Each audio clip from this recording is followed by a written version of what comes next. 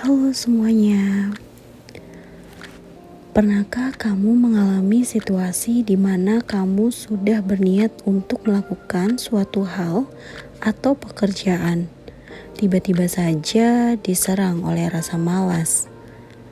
Padahal nih, niat di hati sudah ada, tapi tiba-tiba saja malas. Kira-kira bagaimana ya cara melawan rasa malas tersebut? Serangan rasa malas ini bisa jadi akan berdampak buruk bagi kehidupan sehari-hari. Karena jika dituruti, maka akan membuat kamu menunda-nunda pekerjaan kamu. Dan pekerjaan kamu akan lebih menumpuk. Dan tak jarang akan membuatmu semakin malas.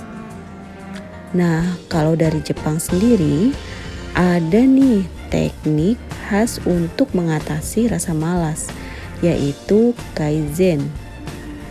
Seperti yang sudah diketahui, Jepang memang terkenal dengan budaya pekerja keras dan rasa disiplin yang tinggi.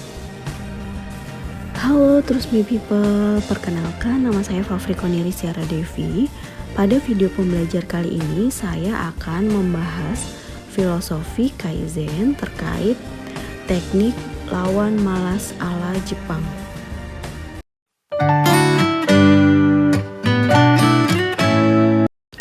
Kaizen merupakan istilah yang diperkenalkan melalui buku Kaizen: The Key to Japan's Competitive Success oleh Masaaki Imai. Jadi, istilah kaizen ini dikenalkan sebagai pendekatan sistematis untuk perbaikan-perbaikan yang dilakukan untuk kemajuan bisnis. Dari segi bahasa, kaizen diambil dari dua suku kata. Suku kata yang pertama yaitu kai, yang berarti berubah, sedangkan zen yang artinya kebijaksanaan. Jadi, jika digabungkan, kedua suku kata tersebut punya satu makna, yaitu perubahan dalam hidup dapat dicapai secara perlahan dengan penuh kebijaksanaan. Nah, kalau lebih luasnya lagi, kaizen dapat diartikan sebagai teknik perbaikan, atau juga bisa diartikan sebagai melakukan perbaikan secara terus-menerus demi kemajuan dalam kehidupan pribadi, keluarga, pekerja, dan kehidupan sosial. Inti dari kaizen yaitu tidak perlu melakukan hal besar untuk membuat perubahan. Melakukan hal kecil yang dilakukan secara terus-menerus pun juga akan membuahkan hasil yang memuaskan. Yang penting, kamu sudah memulai dan berhasil melawan rasa malas yang menghantuimu. Masaaki juga percaya kalau filosofi kaizen ini dapat diterapkan dan dilakukan oleh siapapun, terkecuali bagi orang-orang yang merasa dirinya adalah orang yang malas. Orang-orang hanya perlu untuk memahami tujuan apa yang ingin dicapai. Prinsip kaizen dikenal sebagai prinsip 1 menit.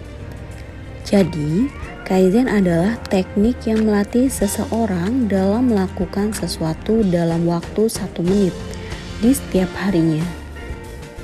Tapi, Trust Me People harus melakukan latihan 1 menit tersebut tanpa distraksi apapun dan benar-benar fokus serta bersungguh-sungguh.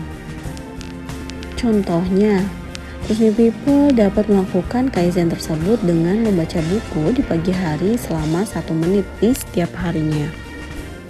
Dengan kebiasaan tersebut, rasa disiplin lama-lama akan terbentuk. Bahkan juga bisa menjadi habit yang baik yang pasti bermanfaat untuk Trust Me People.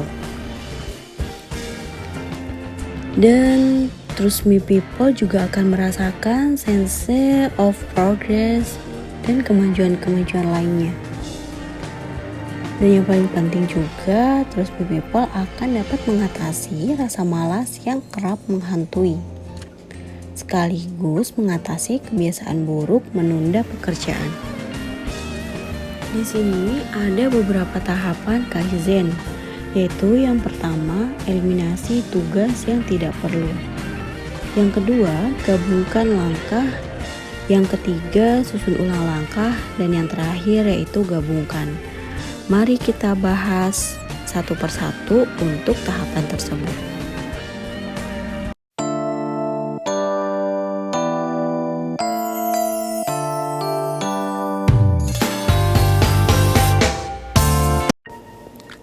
Tahapan Kaizen selain untuk diri sendiri, Kaizen ini juga dapat diterapkan dalam suatu tim, organisasi, atau perusahaan loh, terus me people.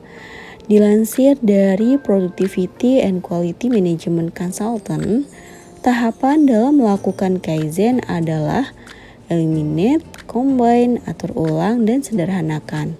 Lebih jelasnya seperti berikut ini. Pada pembahasan yang pertama, kita bahas terkait eliminasi tugas yang tidak perlu. Jadi, perbaikan dan perubahan di sini juga berarti menghapuskan tugas-tugas yang tidak perlu dan sudah tak dapat dikendalikan.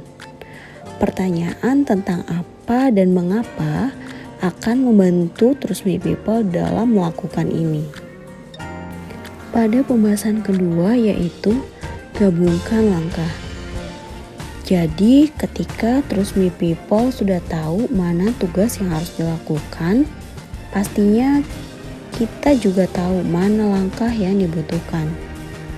Dan dari langkah-langkah tersebut, adakah yang dapat digabungkan secara paralel?